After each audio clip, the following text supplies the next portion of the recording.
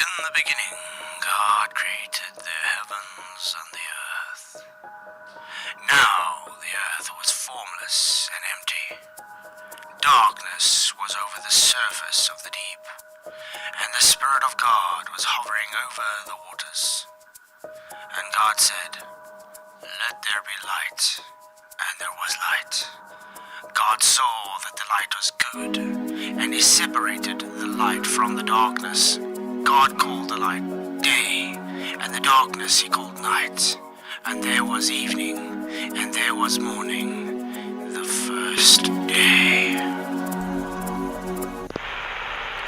Yo, Flurfs, what's up? Thank you all for coming. It's good to see you. I hope you're all doing well. Well, tonight we're probably going to have a bit less people because people are going to try and watch the Rugby World Cup final, which, to be honest, I don't really bother with. It's just going to happen in 4 years again. So anyway, yeah. We have Michael Kahn and PJ Cruikshank in Ellemnet. How you guys doing? Yo, all good, man, all good. Yeah, Vicky's doing the same. She's watching. She should put headphones on to watch rugby now. Yeah, she can keep us updated. Yeah, she will. I say South Africa's going to win anyway, 21-18, so that's my prediction. It's against New Zealand, is it? Yeah. Yeah, New Zealand, yeah. 21-18. Both So teams based on the globe logic, I just made a prediction, and if it comes true, it was a scientific validation. Because I observed that they won 21-18. So if New Zealand win, are you going to delete the channel flags? Wow, what a train wreck for Craig last night. It was. Don't worry. I've already asked some of that question on a mathematics Discord forum. You might as well be debating two of them because he had McToon in his ear. Yeah, he had McToon and Dave and them helping him anyway. But yeah, not that that's going to help though, because how do you know that? Like, as soon as I walked away, he was busy talking he to was talking McToon in his earpiece. Yeah. Yeah. We were still in Element while we were in StreamYard, so you know. At a stage, I laughed so much I actually walked off screen. Mm-hmm. I was in tears with so much laughter. I know. Well, that's right, you did. You went to the toilet once and then you had to leave to laugh, to wipe your eye. Oh, it's crazy. But yeah, I'm going to say hi to everybody in chat. Thank you for coming. It's good to see you guys. If you haven't already, please hit the like button. Hit the like button, yeah. Hit the like button and the share buttons, as it does help to get the show out to a wider audience. Tonight, we're going to destroy the globe claim of physical curve once and for all. Yeah, and we don't even need the Black Swan to do it. But it's going to be fun. We're going to break it down and show that it's just optical. So we have PJ Cruikshank in, the keyring of Rosalind, thank you for coming. Michael Kahn, what's up? You guys went on full on there, yeah. Don Logan, hello, good to see you. Thank you for coming. Alan Norstrand, hey, great to see you too. Debatable D, what's up? Moxie, great to have you here. Lumpy Gas in a Vacuum, good to see you. Richard G, what's up, man? And I think that's everybody I see in there. Thank you guys all for coming. What does the vote say? 16 votes. Horizons cannot be physical. I think this is quite self-explanatory. Correct. They are only optical, 82%. And nope, I believe so. Therefore, it is 18%. Yeah. Hit the likes, Richard. Hit the likes and share the show. Really, really do appreciate it. So tonight, I wanted to do showing why it's only optical, and I think the perfect video to start off with is Michael Kahn's video. You say I can show it, mate, because you haven't released it yet, have you? I haven't released it yet, no. It is good. I reviewed it. It's really good. Do you want to release it quickly before I show I'll it? release it after. Are you sure? Because it's actually very good. I'll probably not do it while morning, so I don't wake up to loads of bolted comments. Hey, mate, good to see you. Thank you for coming, mate. Yeah, so definitely a good video. I think we'll start off with that. Guys, please hit the show. Oh yeah, it is in yours. Why is it? It wasn't supposed to be playing. Everyone. Okay. So let's make sure we got enough people. Got 19 people in watching at least. Yeah, please share the show, guys. It's really, really important information, this. Get it out to a wider audience so everybody can see just how rubbish the claim for a globe is. At least with Michael, I know I don't have to keep stopping it to comment because he won't give me a copyright strike. There is some music on it, but it's royalty free. Yeah, it's royalty free, yeah. Hey, Rachie, what's up? Thank you for coming. Okay, let's do this. How's it going? I haven't done a video in a while, but remember this? Planet Peterson, Flatzoid were covering it last week, and he brought up this picture of these wind turbines, and we're like, look, hidden Earth curve. And it went so much that made me want to cover this, but it went backwards and forwards. I had Where's Wally, where he made some comments. Yeah.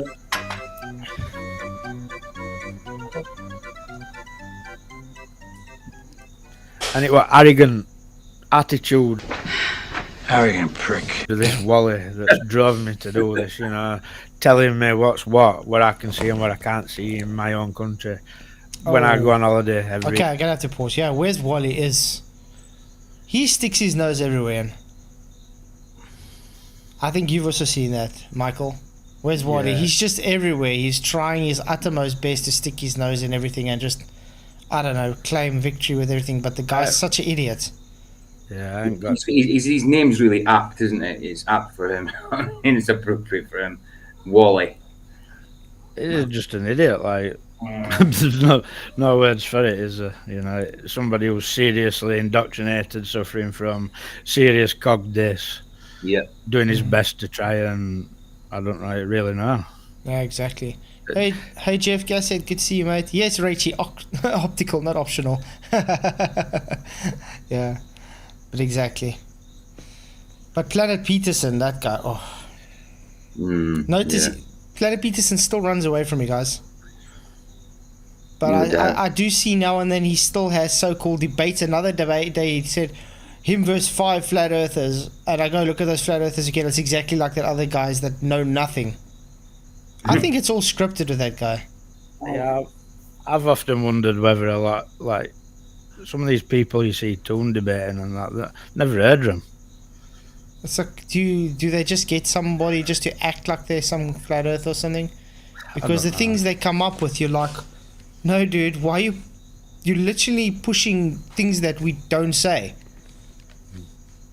But Hey, if you Alpha. think you're good because you've debated somebody who don't know what they're talking about, then crack on.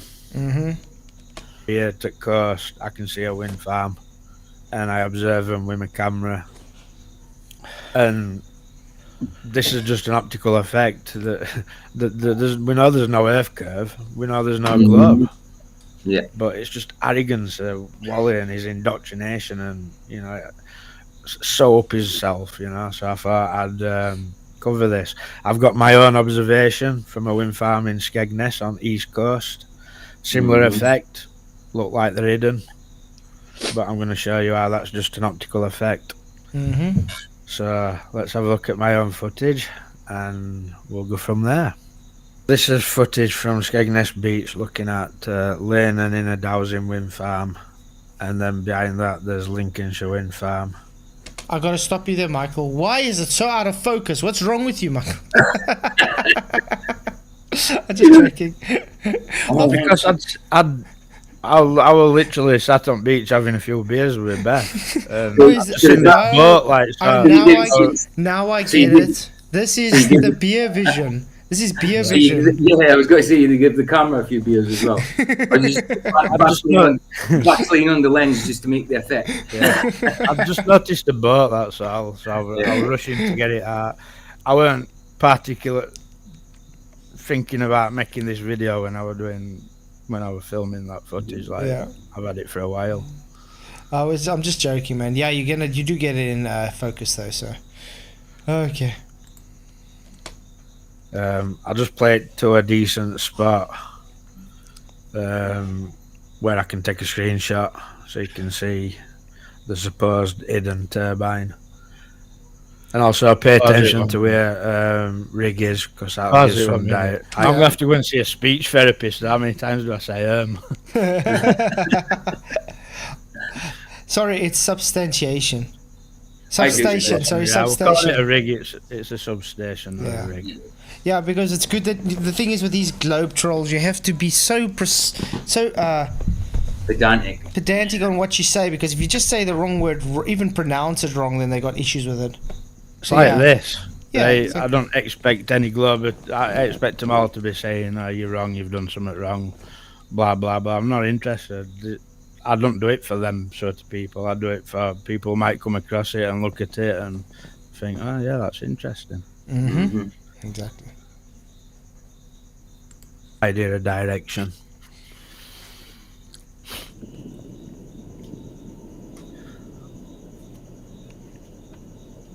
That's an awesome sight to see, though. Yeah. I mean, that's not something that I see here in South Africa. So You can't go to a beach in England now without seeing a wind farm. They're a right monstrosity. Yeah, they're all over the place now, aren't they?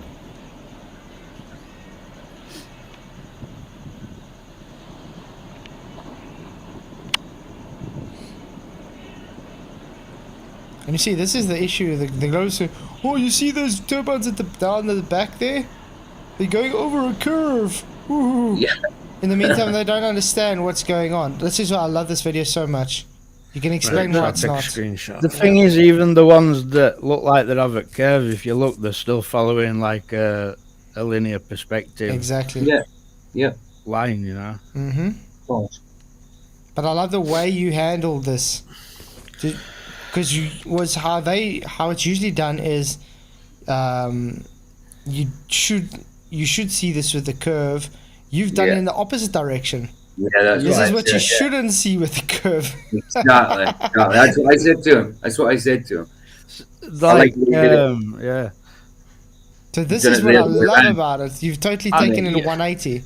For him to be that hidden from my viewing, I'd have to dig into the ground, I think. Yeah, Mm-hmm. I like how he did it. Like, And I can't see how you can use refraction. It's good. I like the way he did it. Like, there's too much hidden rather than Mm-hmm. it's the other way around. It just shows that it doesn't matter which way you put it. It's flat. Okay. But, like you could have a boat, you know, at same distance as that wind turbine, and probably just better see top at boat. Like, That's the thing. That's the problem. Mm. But that's why tonight is based to show it's only optical. It's not physical. That's Because due to foreshortening. What you get is it's hidden, so it's Earth curve like, but there's no thought goes into How far? how much should be hidden. Do you know what I mean? Mhm. It's almost like in that image there, it's like a cliff. Yeah, Mhm. exactly. But that's what I say. That's why we try and harbor onto the people to understand what foreshortening is. I think it's just dishonesty from the anti-floaters. They don't want to understand what foreshortening is. Because as soon as they have to concede, foreshortening, then they have to concede their curve is just optical, and they can't accept this. It's one of two things. It's either happening on a flat plane or it's happening on a ball light. But to just be biased and say it's curve when there's obvious other things that exist what could be causing it. Exactly. You've got to honestly look at it, haven't you? You know, you But can't just say. But that's what's nice about them having their radius claim. You can test it to see if it keeps with that radius claim. And like I said, the way you've done this shows that, fine, we give you your curve, but you got a huge problem when given your curve. Okay, let's go, because this shows their so-called their curve, which is only optical based on what you said, but based on their radius, it shows it's not the curve causing this, which is brilliant. It proves without a doubt it's only optical. So as you can see, I've had to just adjust exposure and brightness a bit so you can see it a bit more clearly because it was quite murky. And there you've got your wind turbines that appear that blades are touching ocean, which would, in Baller's cases, point and say, oh look, it's hidden by Earth curvature. So as promised, now we're going to have a look and see why this is not the case. So first of all, we've got to try and find out which turbine we're looking at. So I was stood at this side at pier, looking at, and we watched boat sailing from substation, and it went past 3 wind turbines, and then I stopped it just shortly after 3rd wind turbine. And as we can see, there's 2 turbines. One's clearly appears higher than other, so I've numbered them. We just have to explain, why does it appear higher? Angular size, correct? Yeah, well, it's Perspective. following perspective. If Yeah. there were another one a little bit further away, it'd be even lower behind that Yeah. boat, you know. It's, Exactly. Exactly, yeah, it's just perspective. Hey, into the break, what's up? And Jolly Man, glad you guys could make it. If you ever look at, if you go and look at drone footage of these wind farms, you know, it's just a flat expanse of water with wind turbines on it. Exactly.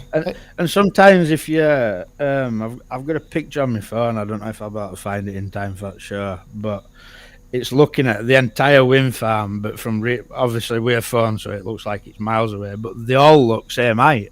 That's crazy. Aye. Hey, Skeptic, what's up? Good to see you, mate.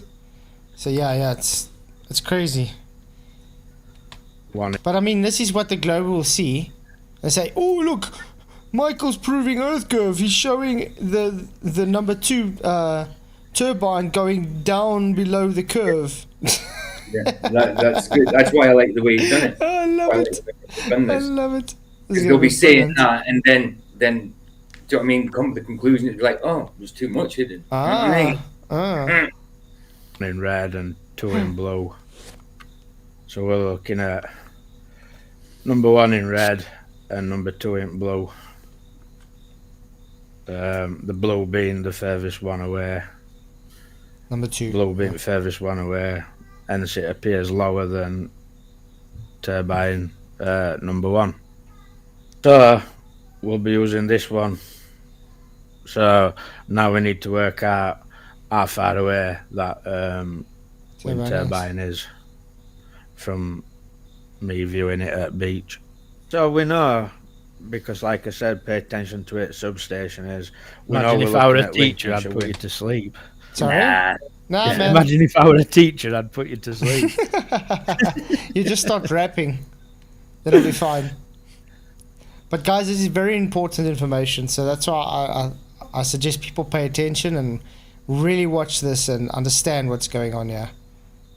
This is, I love the way you did this argument. It's really, really well done. yeah, that's what I like. Farm, and we're not looking at Lynn and is in a dowsing wind farm. So let's have a look at where distance from shore Lincolnshire wind farm supposedly is.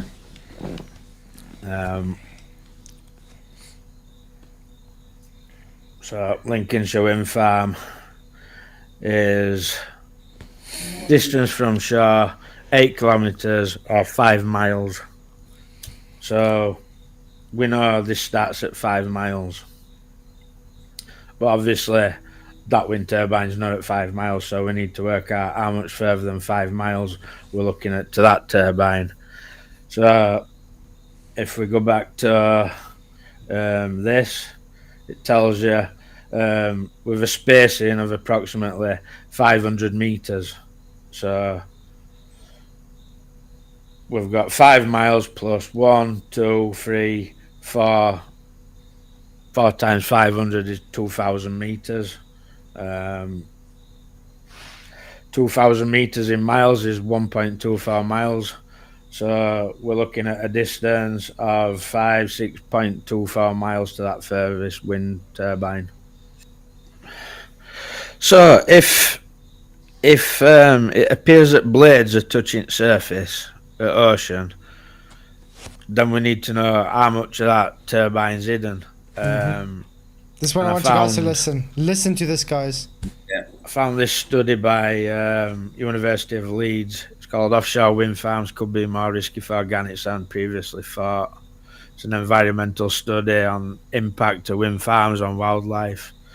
It was previously thought that gannets, which breed in the UK between April and September each year, generally flew well below the minimum height of 22 metres above sea level, swept by the blades of offshore wind turbines. So all wind farms in UK, of course, at UK, have a minimum clearance of 22 metres.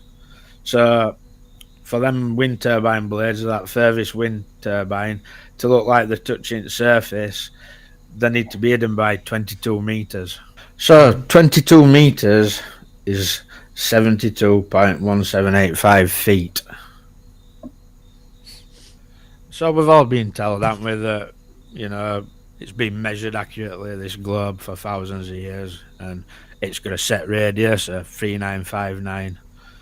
So going on them measurements and using this Earth curve calculator, I type in a viewer height of 6 feet. I'm 5 foot. I just want to say, but weren't you sitting there? So it's actually lower than that, the height, isn't it?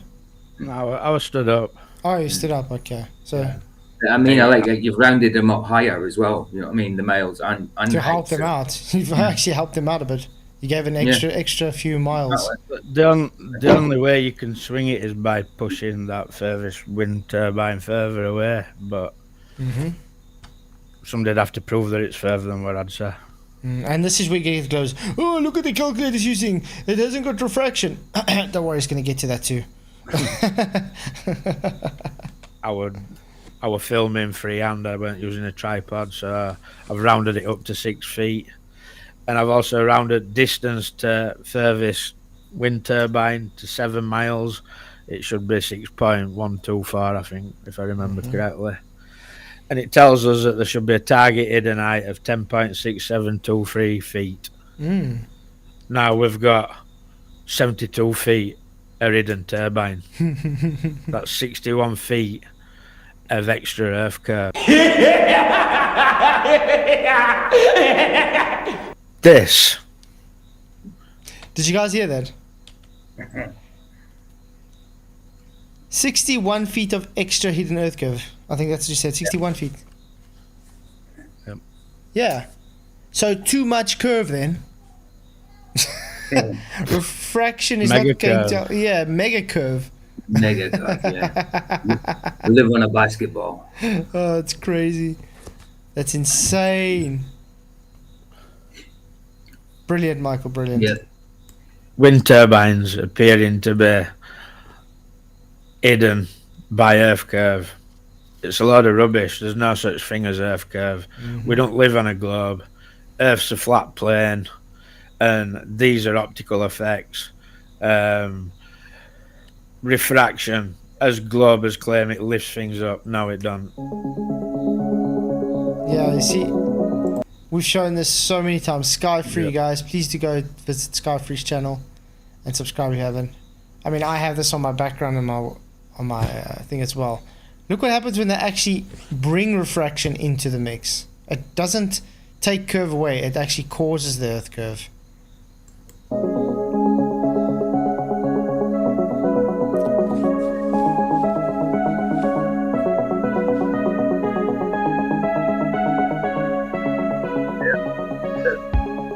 Brilliant. Yeah.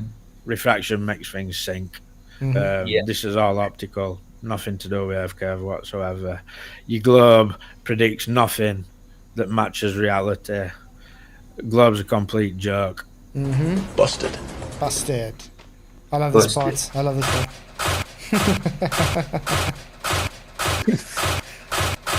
Yeah. They're just the little things I do to wind globers up. Yeah, right. But it was really good. That's a good video, Michael. Definitely. Glad Let's- you did that. Yeah. Hey Nicholas, good to see you, mate. So and what Titty Bingo, what's up? So what can we do? Well, let's explain it to the globers again. Based on your geometry, you required it to only have 10 foot of curve. And if you're claiming refraction, then it would take that 10 foot of curve away and have no curve. Yeah. No curve, yeah. And Michael showed it had 61 extra feet of curve, which shows the antithesis that you're claiming your curve to be because of physical curve. And not only that, I think I'm seeing an horizon further than what it should be for my viewing height as well. To be fair. Yeah. So it's crazy. So yeah, not only is the horizon in the wrong place for their globe because they need a geometric horizon, it shows more curve than what their globe predicts. Much more. I mean, 6 times the amount. That's a lot. And the refraction would be taking that curve away on according to them and not making it worse. Yet Michael shows at the end with refraction, the refraction causes the so-called optical curve. So the whole video shows it's not a geometric physical curve, it's only optical. Yeah. Welcome to Flat Earth, guys. Yeah, well done, Michael. What made you think of using that? What made you think of doing it that way, Michael? Is it just, do you remember taking that video and thinking that was a bit weird that the window was too far down or whatever? It's always been in the back of my mind because when when you see these images where you can just see tops of sails and that, I mean, how high's boat? How far away is it? I mean, should there be that much hidden? You know. Cool. And then obviously when I've seen them wind turbines so many times, you know, it's like they're not far enough away for that much to be hidden. Nah, well done. It's a good video. I like how you did it. I said, that video that I filmed weren't for making this video. I just remembered I got it. So It's very good. I had loads from Blackpool, but I seem to have lost them.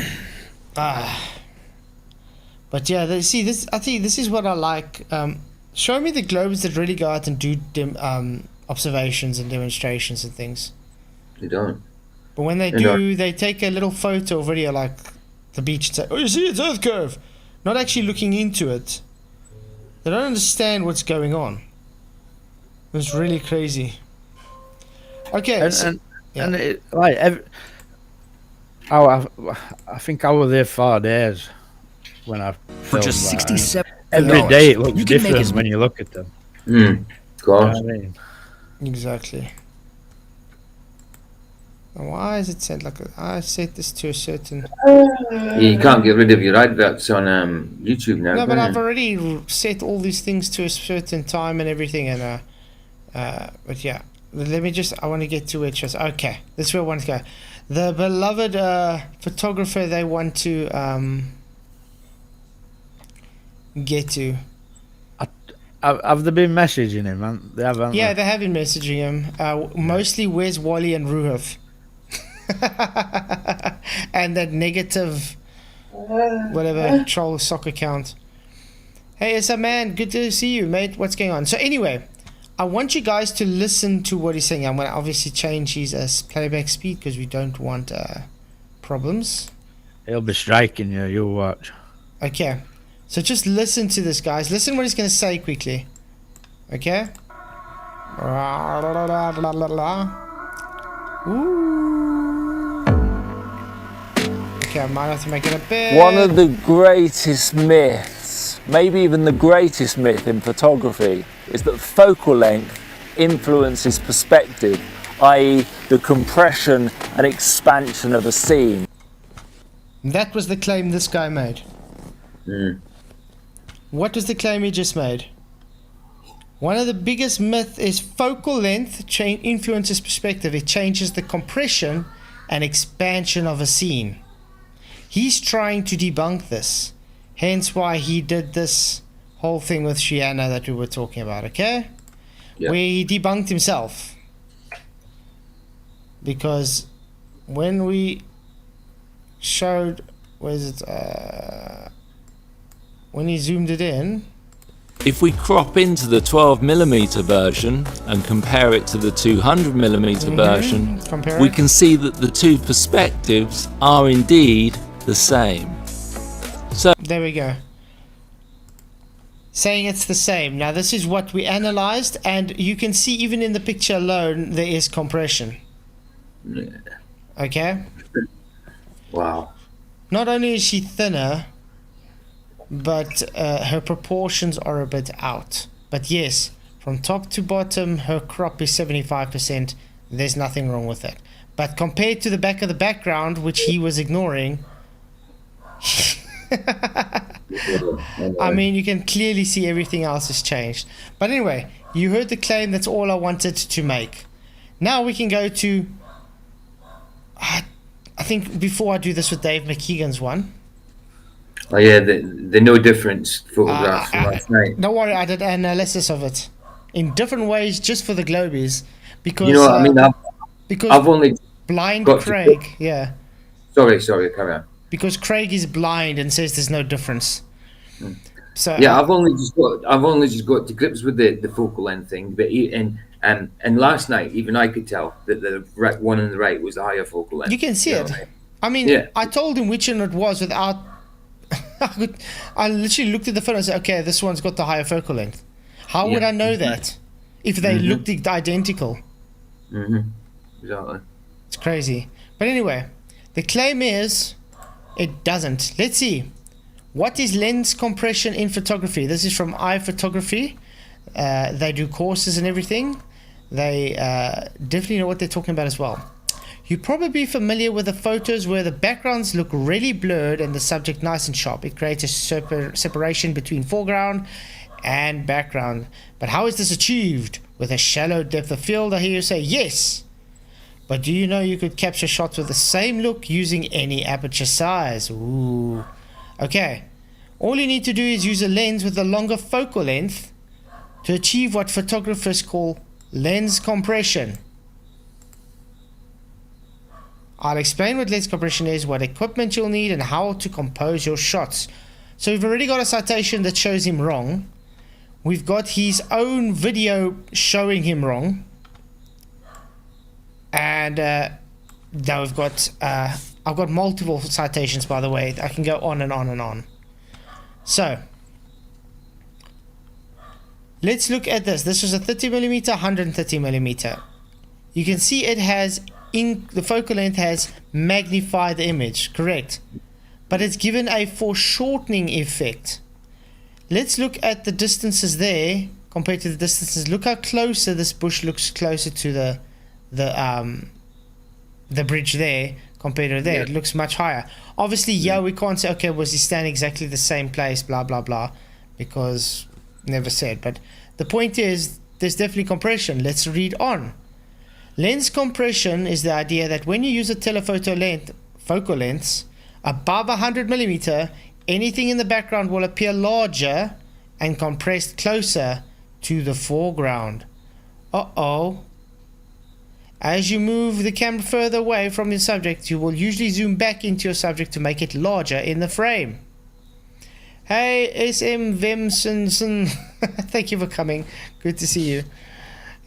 So, lens compression can be very useful when isolating a subject in a scene while using small aperture size, i.e. f11, because the effect of compression comes from the combination of focal length and the subject's distance to the background.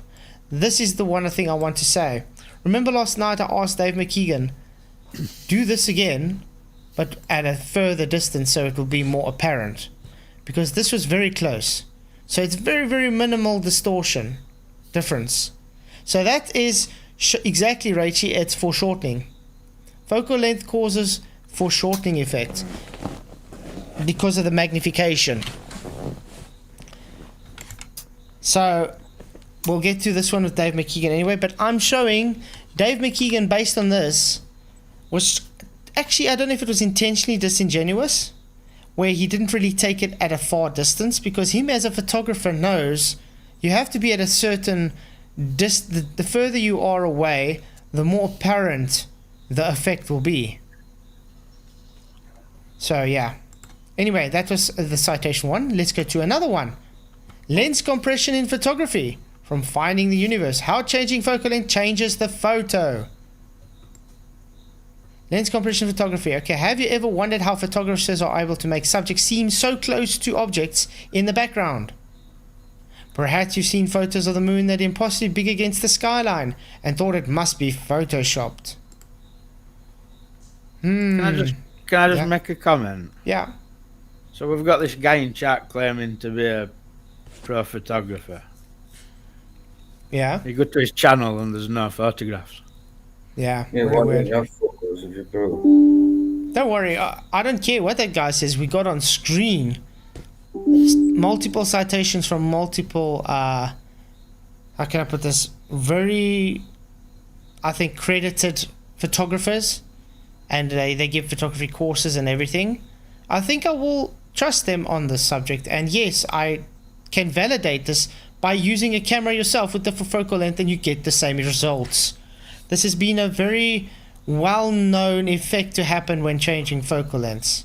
Now, because one guy decides, I don't agree with that, I'm going to say it's just a myth, does a video showing his myth was shown wrong, it is an actual thing, doesn't mean it's shown wrong. It just means the guy is trying to debunk something that's undebunkable. That's all. Okay, I'm going to tell you exactly what lens compression is, what equipment you need to achieve the effect, and the camera settings you need to use. Also give some tips on the type of photos that will work best for lens compression. So lens compression definitely works. Look there, pyramid shot at 48 millimeter focal length. Look how far she is away from the pyramids, guys. Notice how far the pyramids is away from her. Now, pyramid shot at 200 millimeter focal length. Uh-oh. Sorry, did she all of a sudden grow huge, or did they just all of a sudden put her in front of the pyramid? Does that pyramid seem to have looked like it has gone down somewhere? Let's look again. Look how high it was to her face. Look at the line. Now let's go back to 200. Where's the top of the bottom of the pyramid? Oh, below her legs now.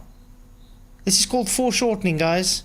It's forced perspective, and this is based on the focal length. Yep. Got a bit of a trolly chat tonight. A bit of a trolly chat, haven't we? I just ignore the guy. We'll just keep showing them wrong. Yeah. Ooh. Hold on a minute. Whatever your name is, SM Them Just Son. I didn't time you out, mate. So what you mentioning my name for? I called you out as a liar because you've got no photos on your channel.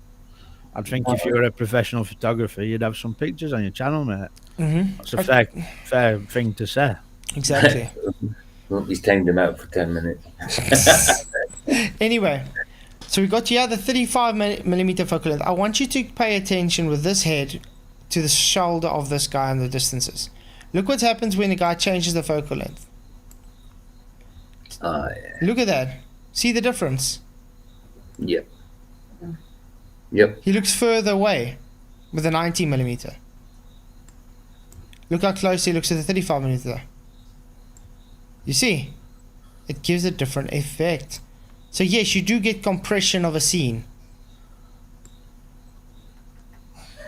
Oh, I love this. Okay, next one.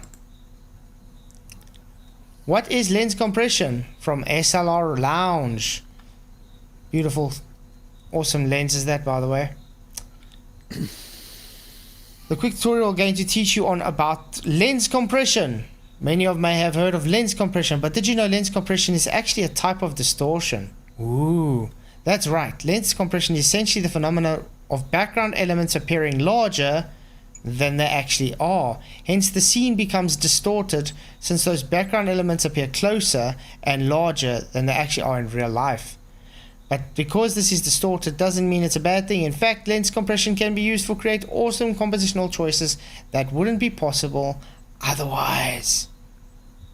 Ooh, look at this, guys. Thank you, Octorus.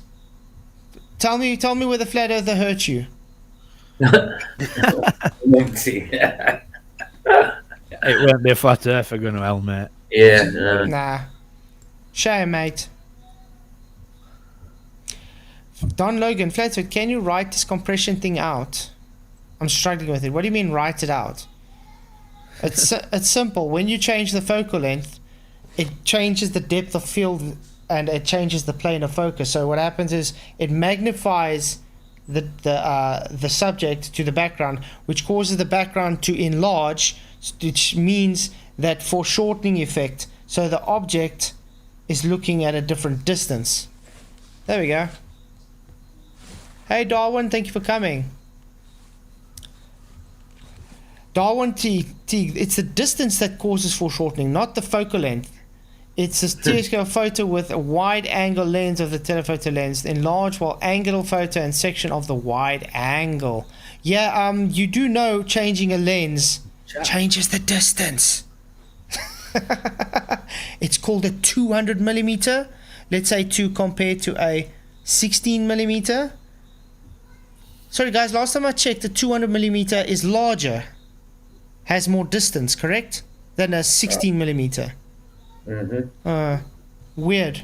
So distance change. Hey Lev, good to see you, mate. And Tony Whitcomb, what's up? And Feege, thank you for coming. I hope I said that right. And also Signastep. Okay, so next one. Now I want to move on to foreshortening, because this is what the foreshortening is about. To portray or show an object or view as closer than it is, or having depth of distance as an effect of perspective of an angle of vision. And that's exactly what we see, just like when I show this effect, where I push my hand forward. See my hands growing. Let's try it again. No, my mic's in the way. You see this mic? You see it's actually, look how far it looks like I have to go touch it, but it's actually quite in front of me. It's like my hand. This is foreshortening. I'm moving it. As I'm moving it, my hand is growing. You see, it's not actually that big. Okay? Now when you could change your focal length, you just magnifying the background to the subject's focal point. And that's what gives the foreshortening effect. It's an optical illusion. So yes, changing focal length definitely does give lens compression, can give many citations, and many shown to many professionals that can tell you this. Just because anti-flat earthers say no compression, doesn't mean there's no compression. It just means they're idiotic. Oh yeah. Yay. Hey Misty Morning, thank you for coming. Glad you could make us. Yeah, so let's go on. Because I thought tonight we'll just, teach the Globers a thing or two about why it's optical. Now, There's no teaching them, mate. There's no education. we can There's no educating back, I'm afraid. we can try. No, but the ones we deal with in chat and who make videos and that, they've made the decision that they're going to be dishonest, mate. Yeah, that's true. Okay, so anyway, we got here. What is forced perspective? Forced perspective is the technique which manipulates the human perception by employing optical illusion to make objects appear larger, smaller, further, or closer than they really are. This is what the focal length does when you change it because of the compression. By viewing the correction between scaled objects and vantage point of the camera or spectator, human visual perception becomes alternate. Rachel says, I disagree, that's foreshortening, Flatzoid. When you move your hand forward, your arm appears shorter. That's foreshortening to me. Your hand getting bigger would be the angular size. No, that's foreshortening. It's appearing further away than it actually is. You just said it in your own in your own comment. Hey Alaric, good to see you. Thank you for coming. Okay. I wonder if they're going to show us. This is. I wonder if we can show this. Just get it. Look at that. See?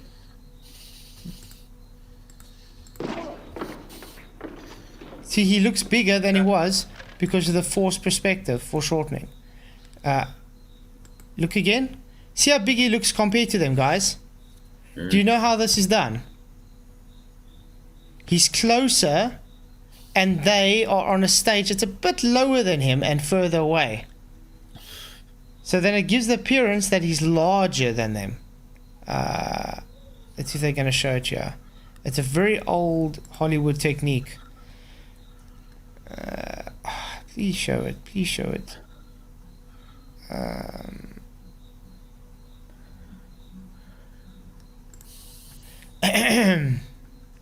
I don't know why I was hoping they're going to show it.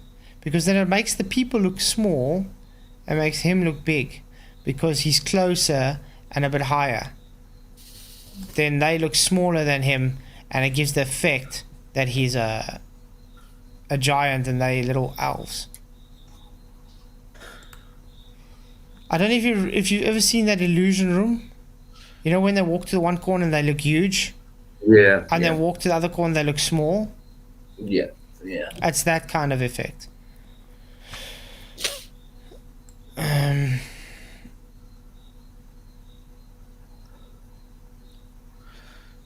Here's some more 4-6 perspective ideas. Music. Look at that. See? It's just got to do with the composition. Dude's eating the sun, man. Nice. There's holding the sun. Nice. Painting the clouds. You see how it looks like the clouds are by him? It's not really. How's that? That's pretty good, that one. He's not really that small. I think you get the idea, guys. You see? And this is exactly what happens with your beloved globe. Let's, for instance, say this bag is the little wave on the ocean, and that person would be the boat on the ocean floor. That's why sometimes you see a boat or something blocked bottom up with the horizon behind them, because the horizon doesn't block anything. It's only an apparent position where the sky and earth appear to meet. The foreshortening happens because of the larger apparent angle due to the closer object, like for instance the little wave, which occults it due to the limiting angle.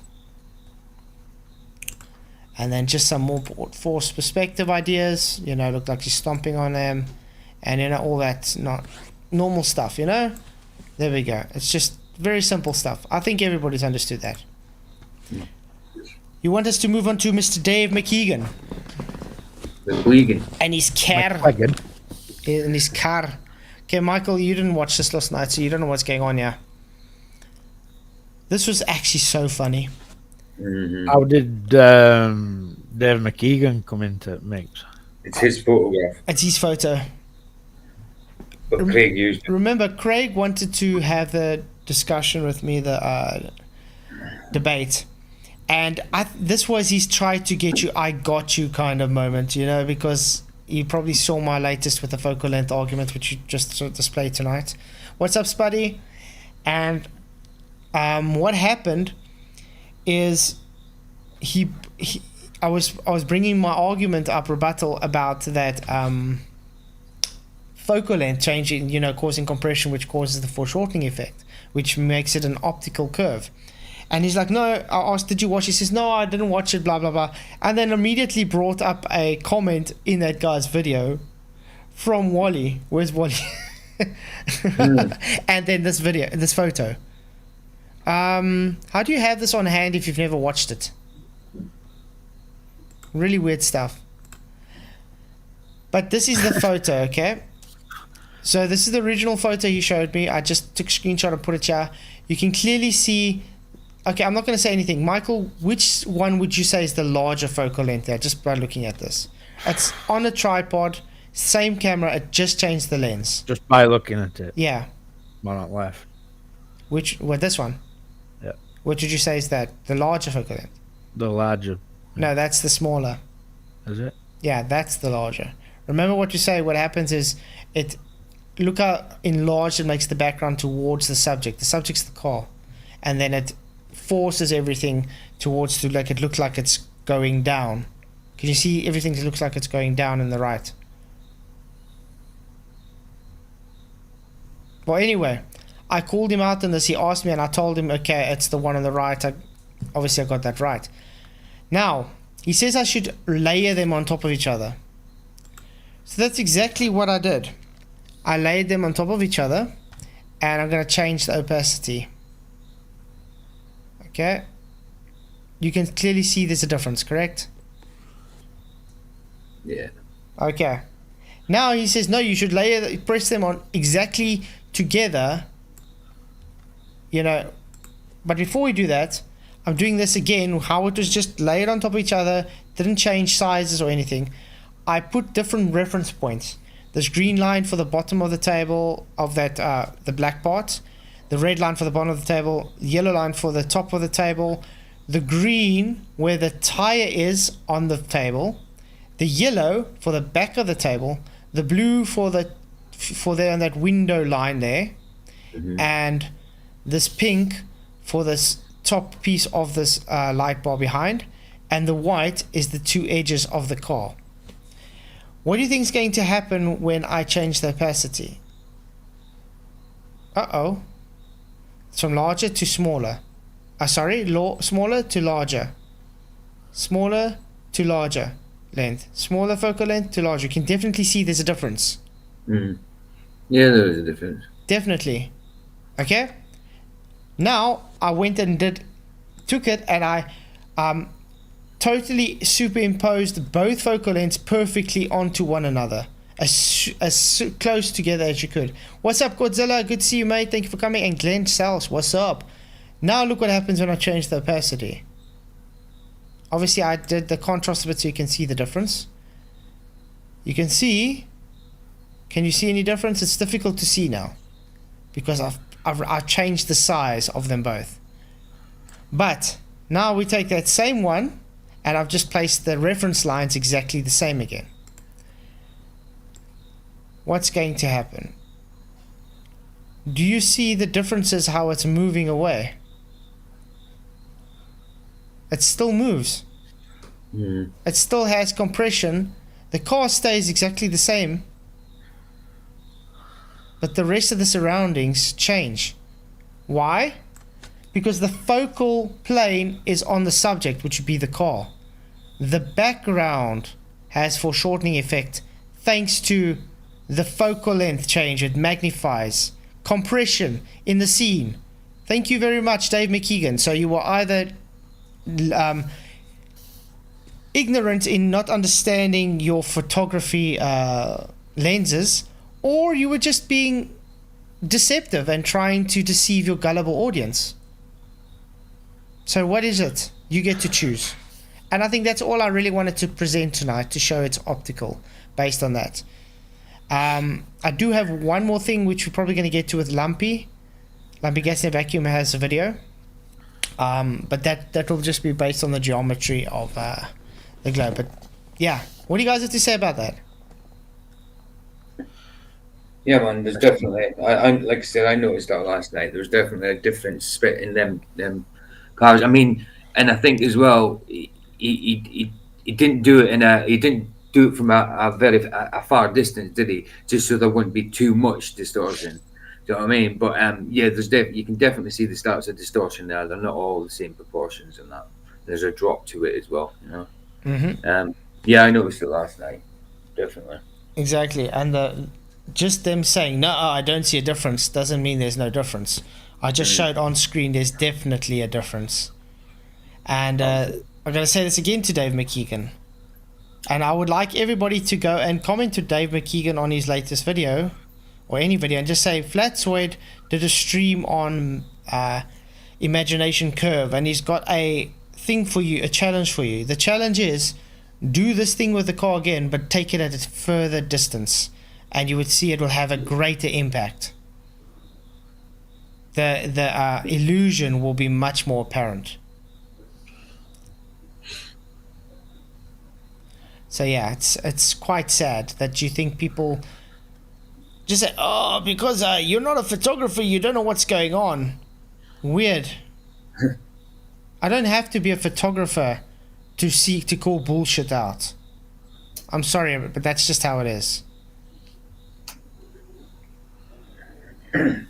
Okay, so yeah, what have we shown so far tonight? Oh yeah, we showed that the curve cannot be curved because based on the observation of what Michael showed, there was too much, 6 times too much curve. And if you claim refraction, it would do opposite of what you wanted to do there. And when we show refraction, it shows it creating the apparent curve, not take it away. So that's one tick for optical and a cross for physical, yeah? Like that, is it Chesapeake Bay where it's moving up and down all the time?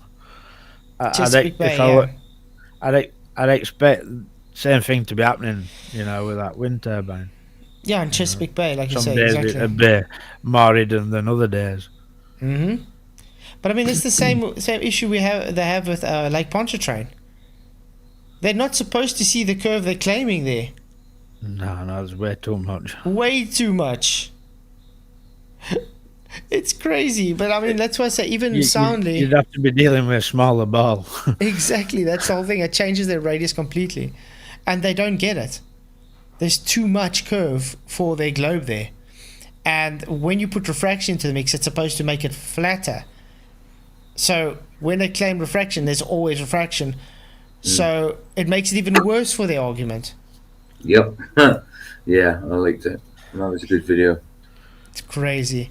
And then what else we shot? Oh yeah, based on just cameras alone and changing focal lengths and depth of field and your distances, everything. Yeah, it's perspective, people. There's no physical curve. It's all showing to be optical. Really, really simple stuff, actually.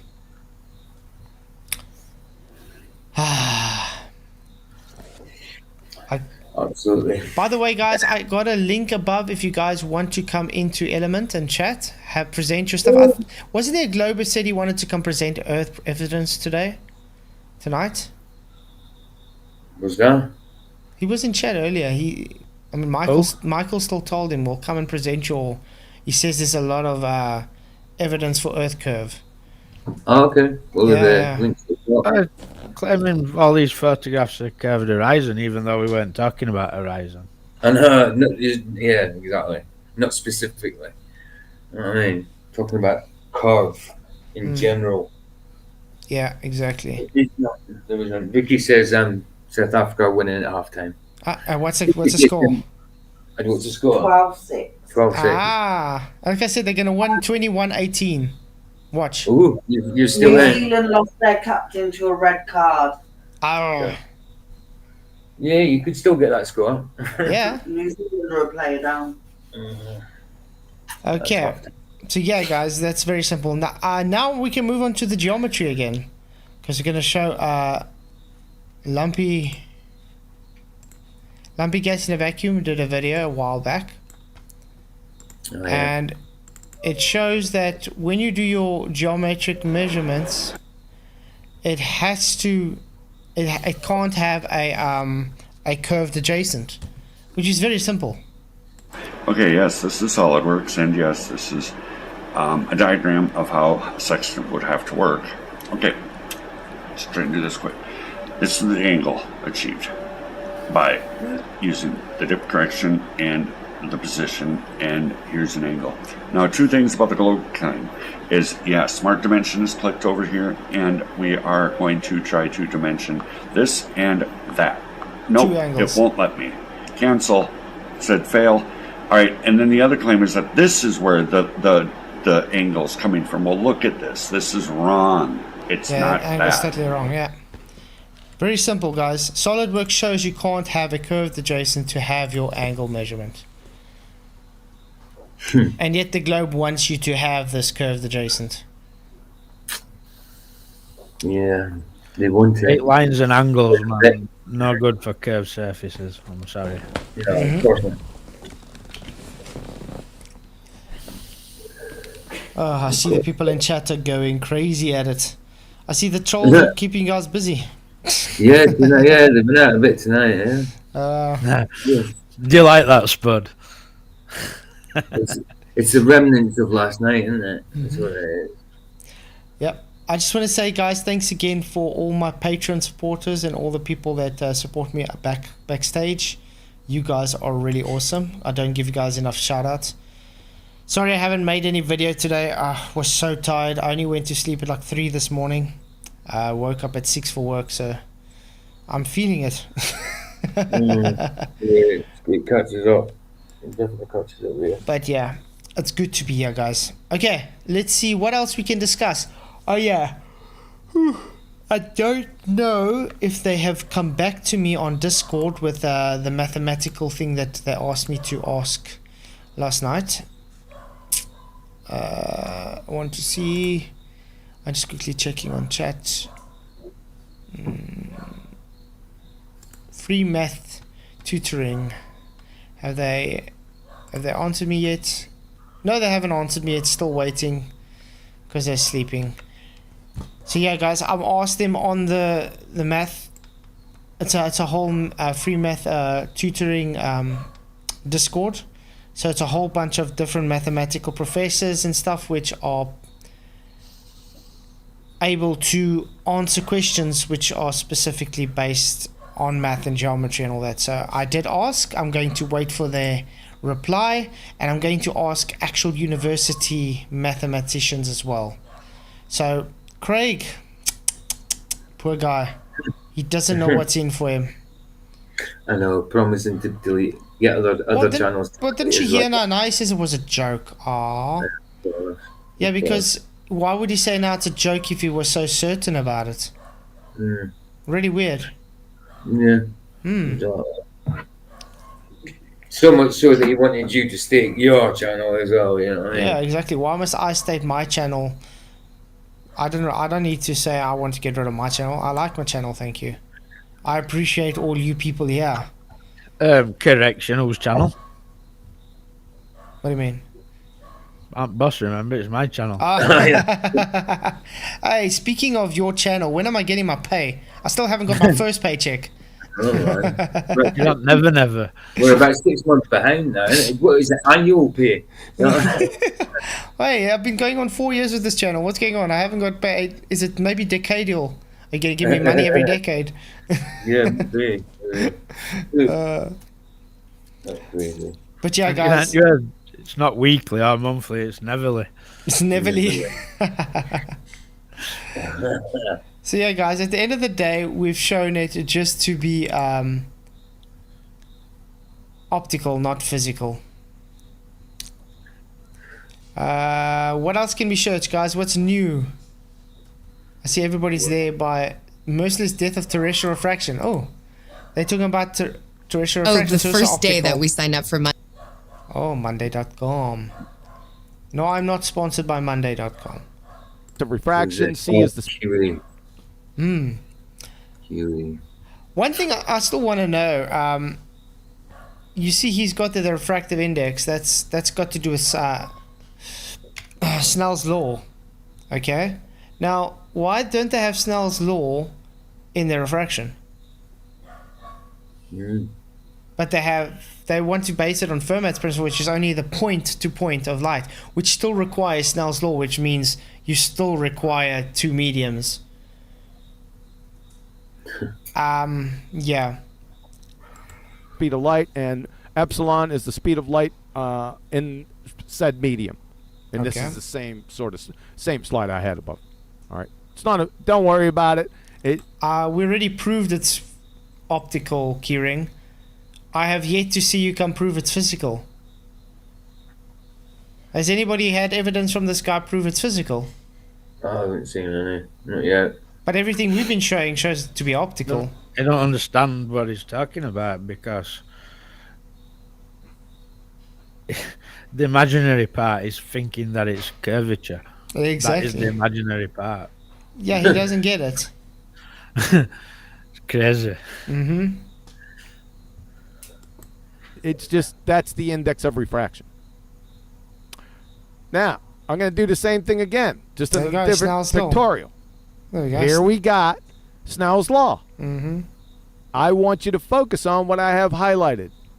Air. We have two different isotropic media. Air. Ooh, water and air. Isotropic. Uh-oh. Is the atmosphere isotropic, guys? Or is the atmosphere anisotropic? The atmosphere would be anisotropic, guys. So therefore you can't use Snell's law for the atmosphere. Uh-oh. Uh-oh. Again. Uh-oh. I heard a whoop. Hey Ryan, what's up? Yeah, if it's not real, it must be imaginary. Exactly, Jeff. What's up? Thank you guys again for coming. Please hit the like button, share the show. It really, really does help to get out to a further audience. So horizons cannot be physical. 76% say correct, they are only optical. 24% say nope, I believe so, therefore it is. This guy still don't get it, man. The curve is imaginary. What Wow. an idiot, man. Wow. And water. And what do we have in between them? We have a surface. Ladies and gentlemen, gases, that is the atmo, doesn't have surfaces. Thank you. Well done, Huey. That's a big problem, Uh-huh. right? So it's got to be two different isotropic media. We got N1 and N2 up here again. So they have to be two different isotropic media. Period. Even if I grant them, I'm going to do this. Even if I grant them their idiot conjured, pulled out of their ass, well, it's different density gradients, QE. That's FTFE's argument, by the way. This is why he thinks his refracted hand, 10 centimeters in front of his face is refracted. Oh, yeah. Yeah. These small children before. No. Well, his excuse was last night. His health. His health. How did He you ask hasn't- him that? Yeah. I asked him. I want to What see did he something. say? He said the reason he hasn't released is because his health. He hasn't made videos since. I said bullshit. I've seen videos. But Check he this. can do debates. Yeah, let's see when let's see when he released videos. He says the last time he released videos was like a year ago. 3 months ago, guys. 3 months ago. 3 months ago. 3 months ago. 4 months ago. 5 months ago. 6 months ago. 6 months ago. I'm sorry. And these aren't very short videos, are they? 40 minutes, 40 minutes, 25 minutes, 33 minutes. Uh-oh.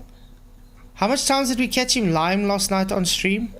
I think like 5 or 6 times. A lot of times. Yeah. Well done, Craig. Really? Can you show me a horizontal density gradient? Listen to Adam. You see, Snell's law just works on the incident angle. So what happens is it depends on the incident. That's why when they take the fish tank and they stick the laser in the fish tank and they show, oh look, it's curving in the water.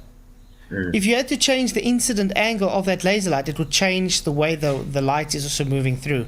And notice that's going through the air first, and then through the glass of the fish tank, and then through the water.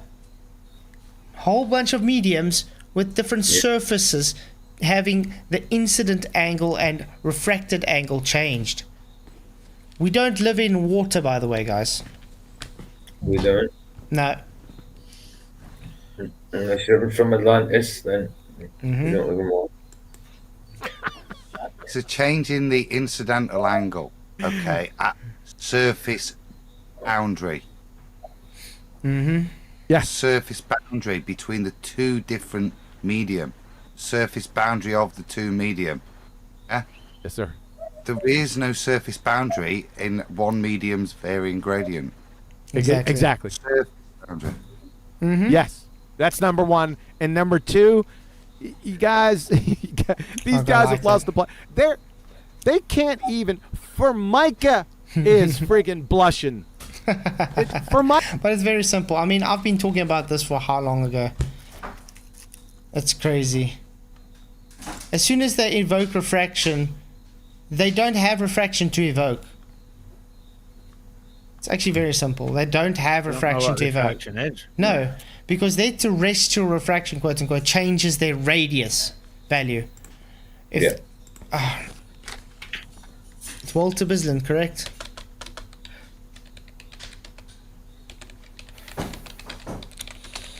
Because they don't believe me when I say it, even though I show it to them on screen. Advanced Earth Curve Calculator. Ooh, okay. Notice this what says apparent radius, guys. So this would be the radius that you see. You see that changes. Let's change refraction. Uh-oh. Is the apparent radius values changing? It's literally flattening out the globe and making it worse. Ooh. Why is that?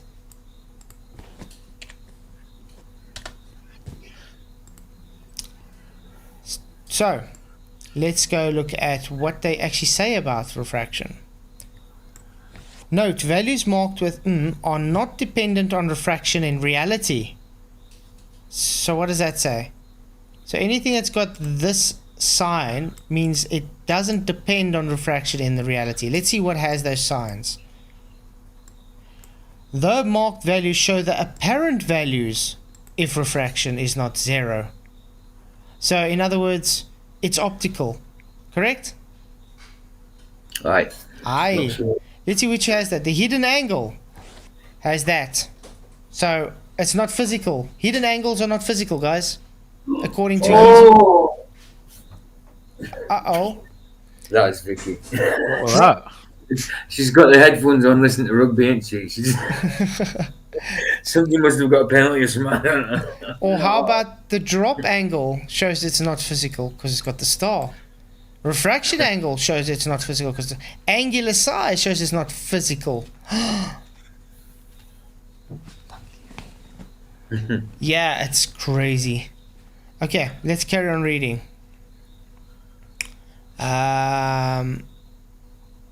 Refraction coefficient. C-pan refraction, more parameters. You click standard, then standard refraction is calculated according to the observer's height and standard atmospheric conditions. For it to show calculated refracted coefficient of K. Let's go to that. Can anybody show me here where Snell's law is?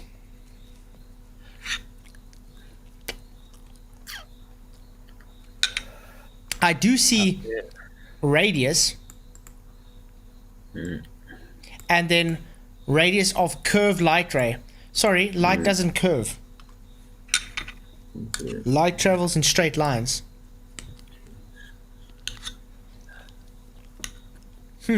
Weird. So, The laser would be pretty useless, wouldn't it? yeah, exactly.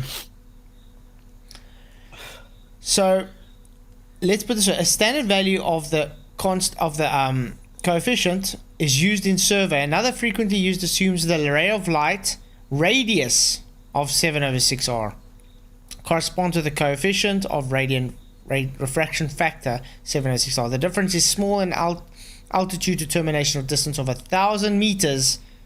The difference is only about 1 millimeter. So in other words, the refraction coefficient would only change with 1,000 meters, guys. That's a kilometer, correct? Yeah. Of 1 millimeter. Almost like what you would see with foreshortening. Weird.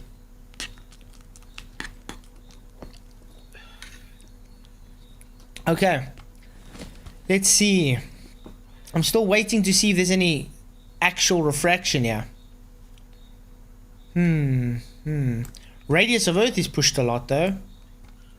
So when we show it changes the apparent radius, that's it pushing the radius out. So you're changing the surface of Earth, not the light. Apparent radius of Earth is not the radius of curvature of light. The relationship between the radius is blah blah, apparent radius of Earth. So yeah, it changes the radius. This is why I say your Earth is breathing, guys.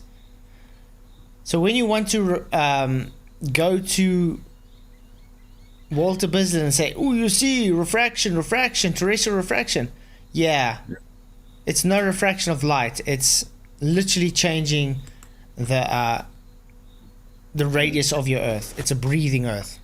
Well done. No, I was going to say STST. We are all flat. I want to ask you a question, STST. How come you were claiming other night with a debate?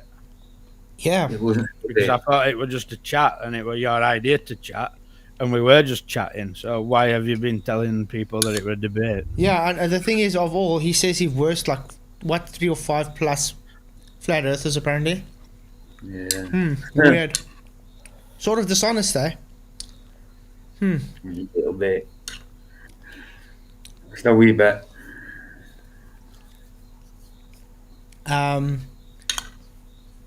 You made a video about foreshortening, Darwin. Let's go check if Maybe we can click on your channel. Copy. Are you doing it? Yeah, I'm gonna quickly. Thing is, I have to do it this way. Passed. 17 subscribers. Let's see. Wide angle and telephoto foreshortening. Awesome.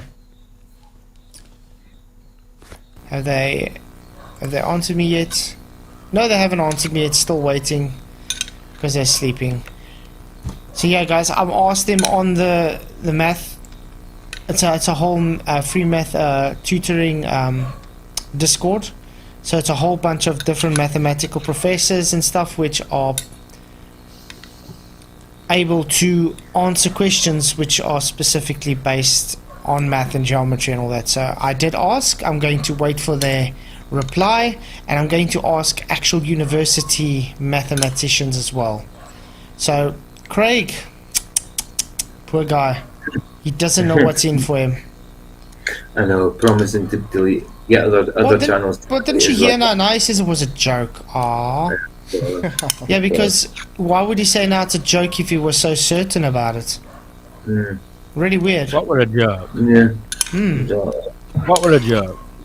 So much so that he wanted you to stake your channel as well, you know what I mean? Yeah, exactly. Why must I state my channel? I don't know. I don't need to say I want to get rid of my channel. I like my channel, thank you. I appreciate all you people here. Maybe we have to follow this correction, whose channel? Terrestrial refraction. Oh. You see he's got the in the refraction. Okay. 2 mediums.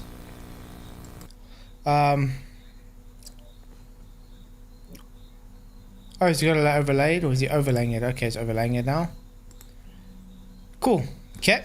Cropped it, overlaid it.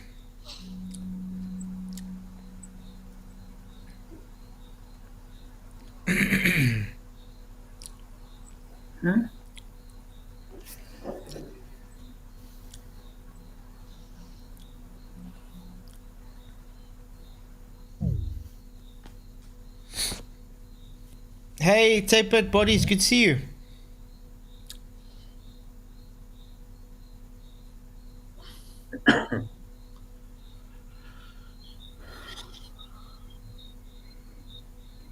Notice how you can see the difference. Can you see the difference?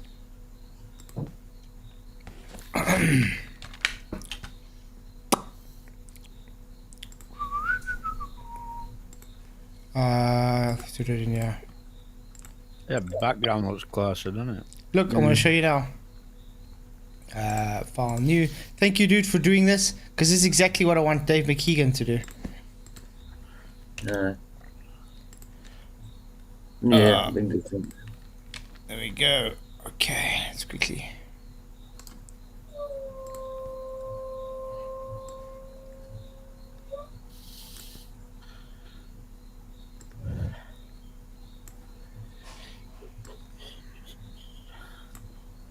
Just going quickly.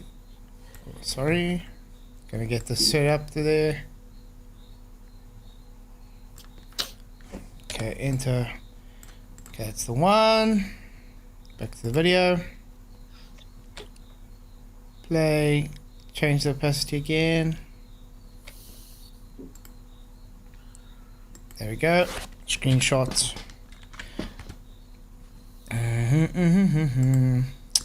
Okay. Place it in. Why does it seem smaller now? Do I have to first make it bigger? But I didn't make it small or anything, did I? So. It might have adjusted it when you've cropped it. Can't you just overlay full-sized images? Okay, you know what I'm gonna do? Let's try this again. Print screen with this one, and then I'm gonna delete this one. I'm gonna first put this one on, then we'll go back to the. I don't want to see this. Thank you. Go back to this one, and then.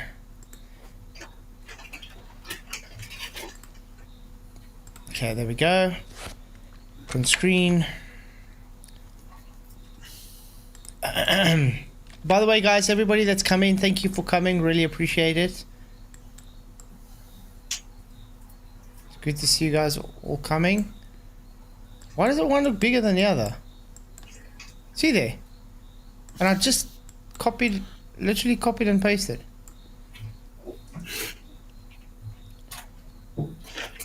Okay, I'm gonna have to resize them together. Okay, there we go. Crop. Let's crop it together.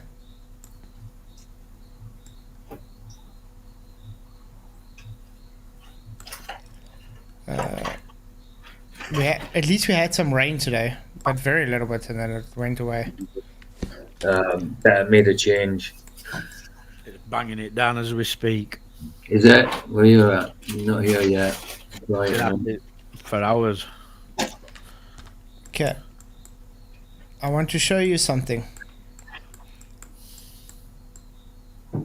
Align it right next to each other. Can you see the one is magnified more than the other one? Yeah.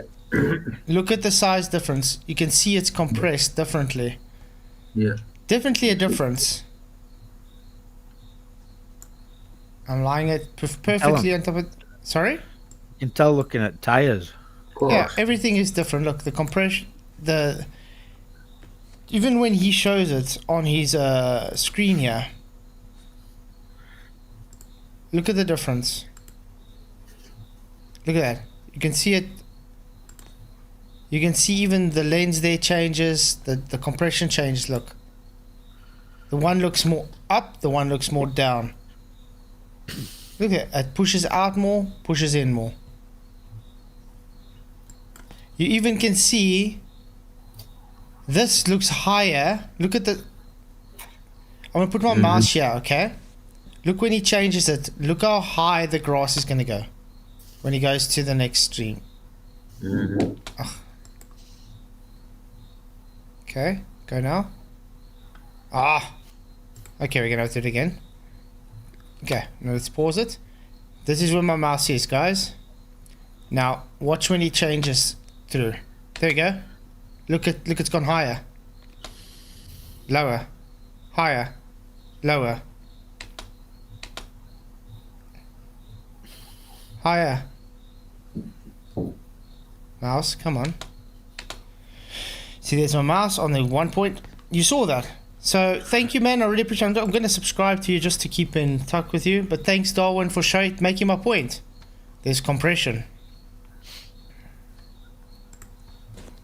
You see, they don't really look... I don't think the people look deep enough into this. They just want to be blind to the compression. Point and see. Just like I said, you know. Oh, it's hidden, so it's curved. Like that's the imaginary part. Yeah, exactly. You know, it could be many other things, but you just claim it's curved, so that's the imagination part. Exactly, especially when that's not what you observe. You don't observe no curvature. Alan, spray painters have the best eyes. I wouldn't say that. But we have to look really deeply into things. We have to look in much more detail when it comes to colors, that's for sure. Well, I can look now at paint and I can tell you more or less what pigments are in the colors. Right.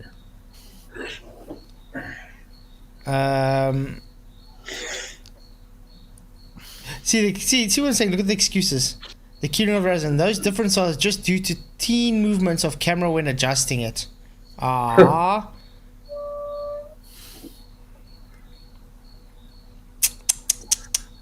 So in other words, optical, mate. You know, this is one thing I want to say. When you go to the beach and you look at, for instance, boats on the horizon, are you always moving? Is your camera never standing steady exactly the same?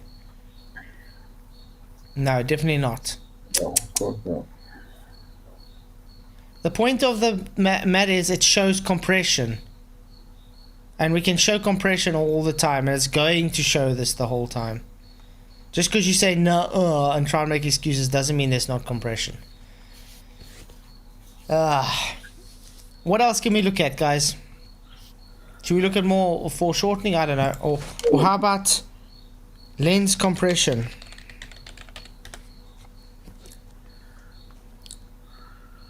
Masterclass. Ooh. Compression comparison. This should be good. Let's mute this. 100 mil, 135, 200. Look at look when it zooms, guys. Look at the distortions difference. Do you see that? Yeah. Even the guys, look at his waist. It looks almost like he's warping. Check at this. You'll see now. Everything warps. Even these pylons. Ha ha ha ha. Yeah. Well done.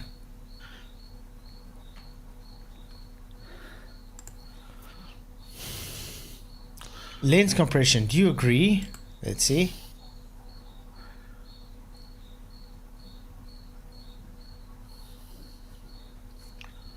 Yes. Lens compression. Some say it's not even a thing. Some say it's just magnification. I say, who gives a shit? I do. I give a shit because it shows it's only optical. I'm getting to like it. Oop. Thank you.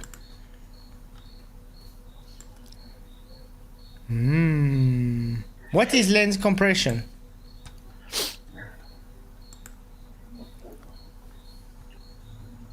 Compression, and why should you use it? Lens compression occurs when you're using a long focal length and your subject becomes a lot closer to your background. Uh-oh. Shh, what? Don't tell them that. So, apparently there's no compression with with changing focal length, mate. We just stupid flat earthers saying this. Now we got Globus saying this as well. Oh no. It's crazy. Oh, I'm getting hot again. So what do you guys have to say? Very quiet. Listening. Listening. I'm watching Yeah, chat. yeah, I'm watching. I was watching chat a little bit. It's funny. I see Rachel's got her hands full tonight. Yeah, she has actually. Oh, yeah, it's a bit trolly tonight, isn't it? Look at this compression, guys. Okay, you can certainly see it. Look on that the thumbnail alone shows lens. Look how her whole face changes due to the compression, just by using focal length difference. Yep, absolutely. That's what's going off every time I take photos of my face. Makes me look fat. Ooh. Yeah, that Because Dave like, McKeegan 2 years ago, guys, lens compression doesn't really exist. Ooh, okay. Lens compression makes like cheech marring. So he's been pushing this for 2 years now that lens compression doesn't exist, guys. Welcome to the video, everyone. Today we're talking about lens compression, discussing why it doesn't actually exist. While you show it does. Well done, mate.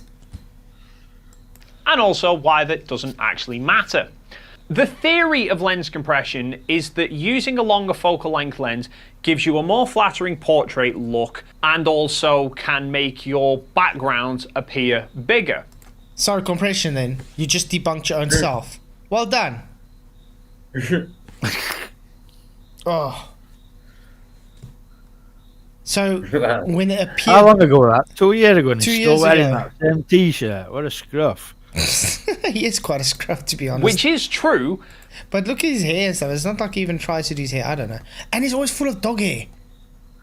I mean, if I make a video, I think I will try at least, clean the dog hair off my head, off my shirt. You know what I mean? Yeah, of course. But that's not actually lens compression that's causing those. What people perceive to be lens compression is usually a mixture of 3 other scientific principles, namely perspective, angle of view, and depth of field. So, compression. That is what compression is, you numpty. What the hell? Your depth of field is part of it because of the foreshortening. The angle of view is part of it because of your angle. And perspective is, well, perspective answers all that due to your distance and your angle of view. All of that ties together to make it compression. Wow. So he hasn't got any smarter in 2 years, has he? No. Yeah. But the term lens compression implies that it's the lens that's doing the compressing of the scene, and that you can only get that look with a long focal length lens. You can't get it with a wide angle lens, which isn't true. That I agree, that isn't true. You can play around with your angles and your depth of field to get that same look. But yeah, changing the focal length does definitely give compression because of its magnification. So I'm going to show you some sample test shots to prove that that's not the case, and then we'll get into the nitty-gritty of what is actually going on. So for this test shot... this is the car one, dude. Oh, it is. So it's an older photograph then. So if you use the old one. Oh, wow. I thought it was new, right? Oh, me too. Okay, let's watch it. This should be interesting. Look at the distance. You see what I'm saying? Look at the distance. It was a very basic setup. I simply had this toy car on the desk here behind me. I then had an LED light panel against the back wall to act as a background, a frame of reference, if you like, to compare up to the car. And that was stupid because the wall showed it to be different. We couldn't even align the bricks up last night. No, of course. I then had the camera situated across the room on a tripod. Now, the car was about 3 meters away from the camera, and the light was about 1 meter behind the car, meaning it was about 4 meters away from the camera, and they never moved throughout the entire time. Nice. I then took a series of test shots, some shots at a 35mm focal length and some shots at 150mm. Now, notice how long this lens is, how short this lens is. What pray tell you does that do with the distance? I don't know. Maybe when you have the longer focal length, it changes the distance closer to the subject? Yeah. Drop the distance, isn't it? Drop the distance.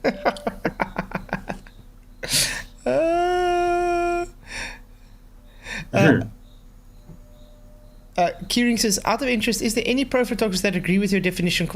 Yeah, I had literally had citations on screen in the beginning of the stream when you were on. Shows how you pay attention. The theory of lens compression would tell you that the shot with 150mm would have more compression, that the light in the background should appear larger compared to the car than it does with the 35mm.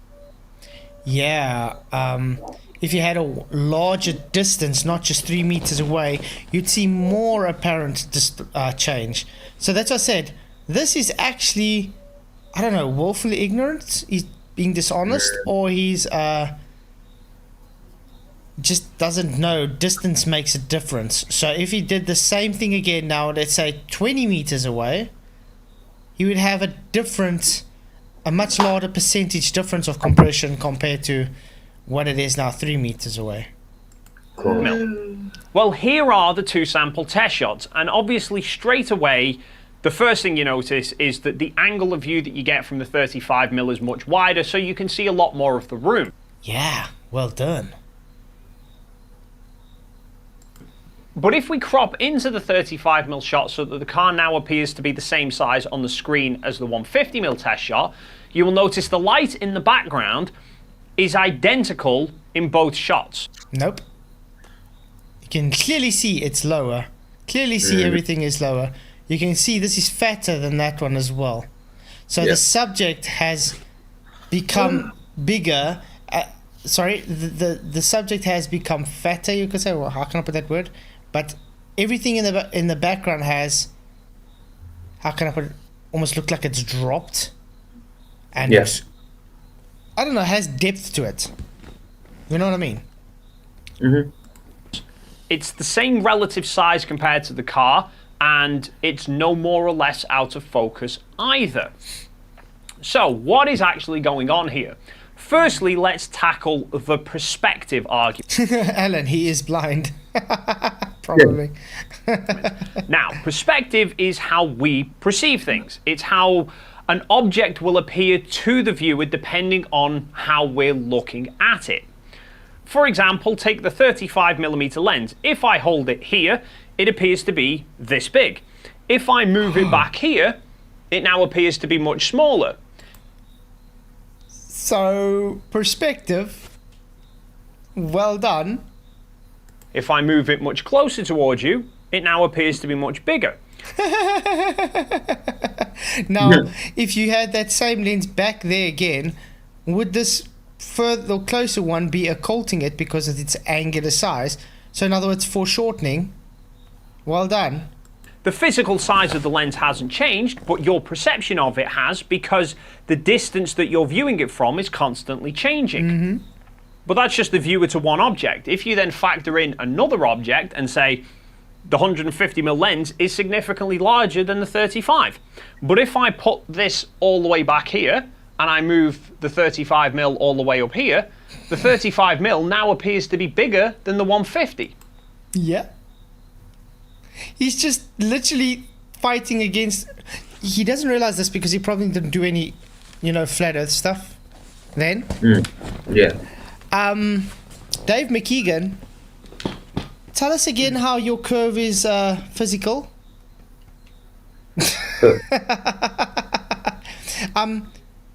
Is this this lens going down over a curve?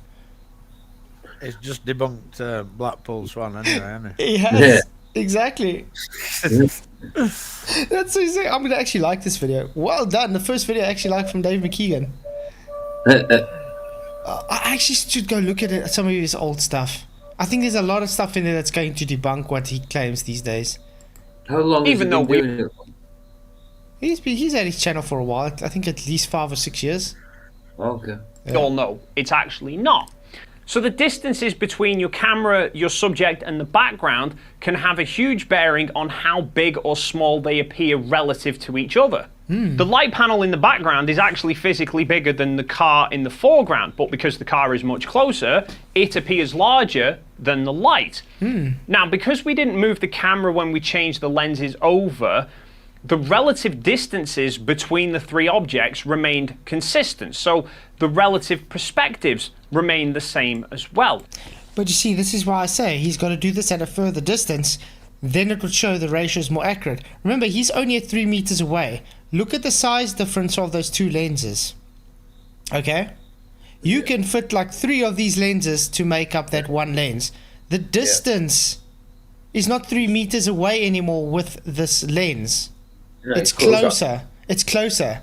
So it has a bit of a cancellation out. If he's, let's say, 10 meters or 20 meters away, it has that ratio is so small that it is more apparent to have the compression.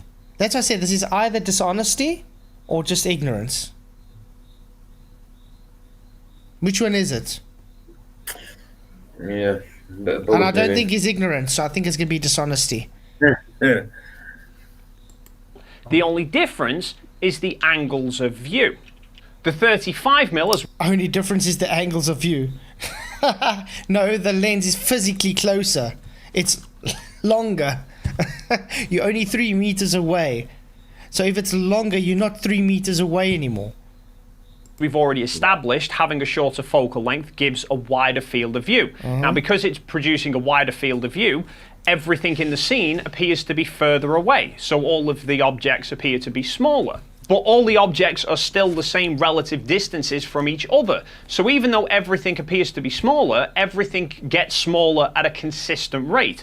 So when we then crop into the image to give us the same field of view that the 150mm produces, we end up with the same looking image. The only difference being that the 35mm shot cropped in is a much lower resolution because we've binned off most of the pixels. Now, we could have moved the camera closer to the desk when we were shooting with the 35mm. This would have made the car appear bigger in the frame, and it also would have made the light in the background. Ooh, yeah. Yeah, it changed it. Still making up points on the globe. Well done. Oh, on the globe. On the globe not being physical.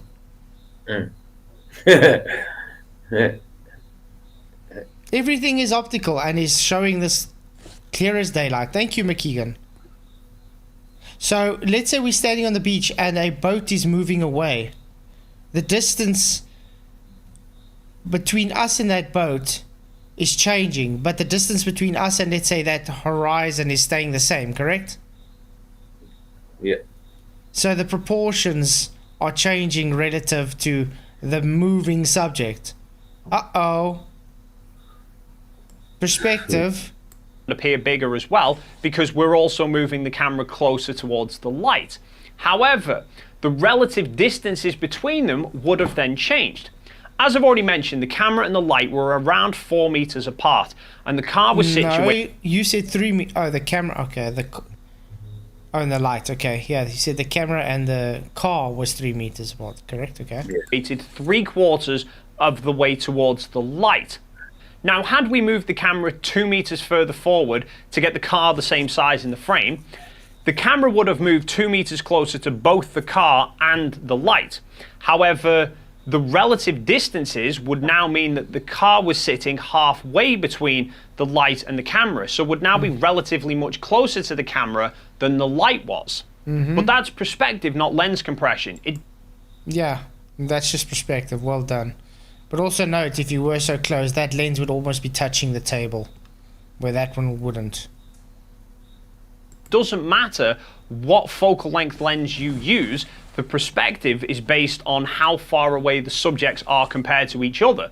The only difference that using the longer focal length means is that you can narrow your angle of view optically rather than having to crop in, and you can then maintain a higher resolution. The final aspect that comes into play is depth of field, which leads me to one small caveat of information that I intentionally withheld. Well, we showed depth of field last night as well with the snooker balls on the table. Right. And changing the focal length just based as well. It also changed the relative positions of those snooker balls to how they appear to one another. Until now, which is that the two test shots, the 35 to the 150, was shot at different apertures. The 35mm was shot wide open at f1.8, while the 150mm test shot was stopped down to f8. Now, depth of field is calculated using the distance from your camera to the subject, i.e. how far away is the lens having to focus, the focal length of the lens that you're using, and the aperture that you're shooting at. Now, the aperture number, your F number, is a ratio of the focal length of your lens versus the diameter of the aperture opening. So simplify that down, and the only two factors that affect depth of field is actually the distance from the camera to your subject and how big is the iris diameter of your lens. The aperture, okay. Yeah, because you have diffraction. The focal length of the lens doesn't really come into play. You can use any two. Of course it comes into play because you either have a wider field of view or you have a narrower field of view.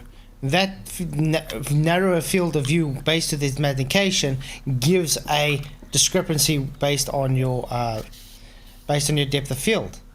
Duh. So yeah, it definitely does give an effect. Two focal lengths you like. That's why I said the guy's actually just being disingenuous. Provided your focus distance remains the same, as long as the iris diameter is the same, both lenses will produce the same depth of field, which is what I did with the test shots before. To calculate the physical diameter of your iris opening, you take the focal length and you divide it by your aperture ratio. In this case, 35mm divided by f1.8 gives you 19.5 millimeters. So provided we shot the 150mm focal length with the same physical iris diameter, you should get the same depth of field. Now, to calculate what f number will give you that, you divide your focal length by the iris opening. So 150mm divided by 19.5 millimeters gives you 7.7. So f7.7 would give you 19.5mm iris opening at 150mm. Obviously, we can't get exactly f7.7 because the cameras only F8. go with So you just go f8, well done. either 7.1 or f8. So we shot the telephoto lens at f8 versus... Told you. So you have the iris opening at the same. So see what I'm saying? He was trying to duplicate as close as possible. Aye. Now, let's say you're taking a long distance photograph and you use your telephoto lens. You're not going to try and make it the same now as something with a smaller focal lens. You're just going to try and get it to your specifications on what the photo you're taking now. You're not going to try and replicate it to something that's got a smaller focal length. This is the wide angle at f1.8, and lo and behold, the light in the background is just as out of focus in both shots because the depth of field is near enough the same. And in theory, any focal lengths can match up. I could shoot that lens at 600mm f6.3. That would give me an iris diameter of 95mm. Hypothetically, I could get the same depth of field from a 16mm lens, but in order to do that, the 16mm lens would need to be an f0.16 lens. Where are you going to get that? Yeah. Which I don't think we're quite yet at a point of seeing one of those on the market. Exactly. Good point there. I like the old Dave McKeegan. But if it did exist, the depth of field that it produced at f0.16 would be the same as a 600mm at f6.3. So if you were to get like an ultra high resolution camera, say 200 megapixels, slap an ultra wide angle lens with a really fast aperture on it, you could get the exact same look with that, cropping in very heavily, as if you'd shot with a low resolution camera on a telephoto lens shot at a very narrow aperture. In theory, the idea of taking an ultra high resolution camera with a wide angle lens at a fast aperture and cropping in to a single image is just the reverse of the method that I can't remember. Brennizer method. Okay. But yeah, I think that was very nice. This video shows how it's not Earth curve, guys, and obviously he wasn't into flat Earth that time. So inadvertently he showed everything to be optical. Well done, Dave. It looks like he just does everything flat Earth now. Have you realized that? No doubt. Desma. Yeah, I was under the impression that the car photos was a new thing. I didn't realise it was like 2 years old. Well, can you believe it? Already almost 11 o'clock. So what do you guys have to say? Very quiet. Tired? Yeah. Yeah, it's one of them days. I'm just ignoring the chat because I see they're all just going on with Raichi the whole time. Not even concentrating on what we're saying. How dare you guys? Just joking. But yeah, I do appreciate everybody coming. I think we can maybe close the show off. Why not just leave Rachel alone? Like. Yeah, let her be, guys. Just leave her be. Anyway, yeah, guys. Any closing statements? Ryan's been quiet, hasn't he? He's been awfully quiet. Are you okay, dude? Are you sick or tired? Or? I didn't even know you were in. I know, he's been in for like half of the night and just hasn't said a word. It's not usual. He's obviously not paying attention either. I think his missus must have sewn his lips together or something. Godzilla, do you think we'll ever get proof for the globe, though? I highly doubt it. But while we wait for proof of the globe, we'll just keep showing it's flat. How's that? We'll keep showing everything's optical and measured flat. No, thanks for coming, Godzilla. Thank you guys all for coming.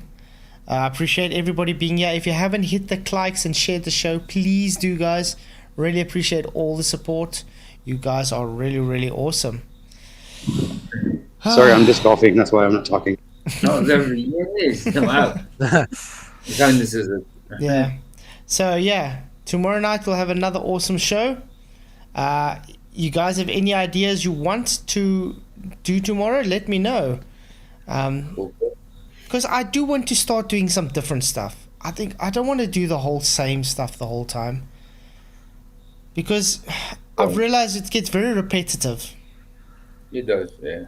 And as much as we enjoy, going through it in different ways, you still want something fresh. Of course. So, anybody wants us to do some other things tomorrow, please have any ideas, please let me know. and we can look What it do you up mean and by see other things? anything. What other arguments you want? Anything you guys really want to look at. You know what I mean?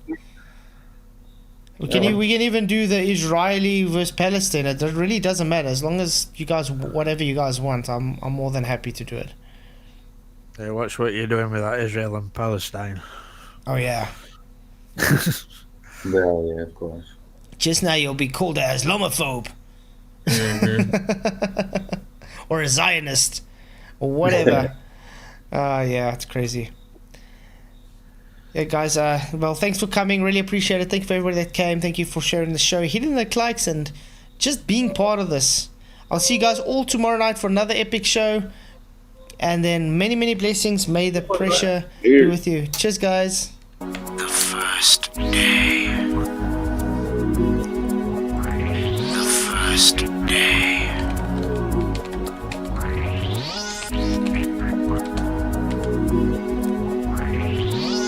Is the Earth flat or round?